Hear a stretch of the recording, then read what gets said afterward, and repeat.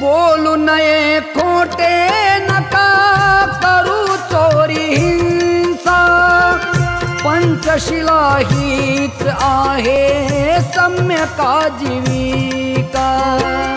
बोलू नये खोटे नका करू चोरी हिंसा, पंचशिला हीच आहे सम्यक आजीविका।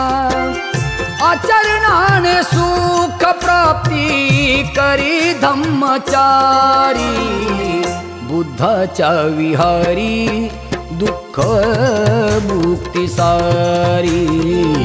बुद्धाच्या विहारी दुःख मुक्ती सारी।